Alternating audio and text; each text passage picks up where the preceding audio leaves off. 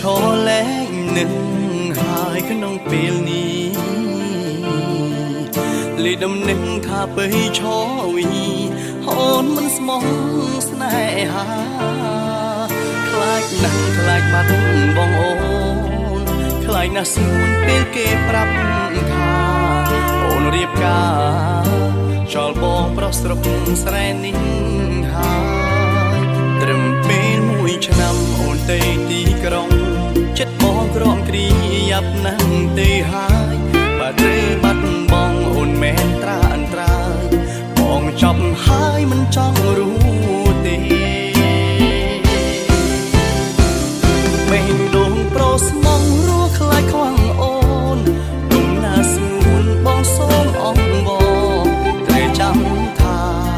មានប្រុសម្នាក់នីងរងចាំមានមេ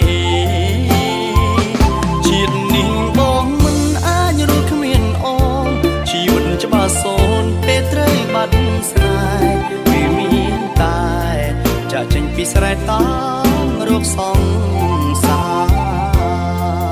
ទីក្រុងអើយសូមអ្នកកុំលះស្នេហ៍ខ្ញុំបានទេខ្ញុំអ្នកស្រែមកមិនស្គាល់ពីដូចជាអនាថាលីលេវងវែងពេញក្រុងក៏ព្រោះតែតាមរងជីវ៉ាទីក្រុងអើយកុំលះសង្សារសងខ្ញុំវិញត្រឹមពេលមួយឆ្នាំអូនទៅទីក្រុងចិត្តបងក្រំគ្រីយ៉ាប់ណាស់ទេហើយបើត្រូវបាត់បងអូនមែនត្រាអន្ត្រាយបងចប់ហើយមិនចង់รู้ទេមេងដងប្រុសស្មងរស់ខ្លាចខ្វាំងអូនគុំណាស្ងួនបងសូមអងបងត្រូវចាំថាមានប្រុសម្នាក់នីងរងចាំមានមេ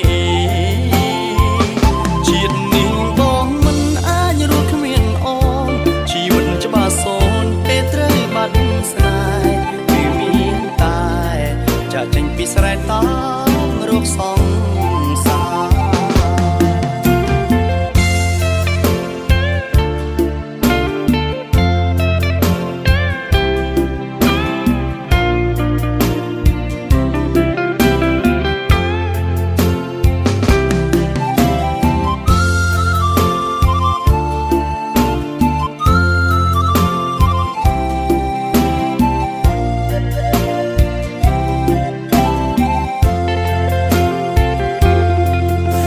ដំណឹងបងឈរលែងនឹងហើយក្នុងពេលនេះ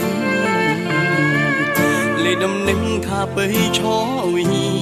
អូនមិនស្មោះស្នេហាខ្លាចណាស់ខ្លាចបាត់បងអូនខ្លាចណាស់ស្ងួនពេលគេប្រាប់ថាអូនរៀបការចោលបងប្រុសស្រុកស្រែនេះ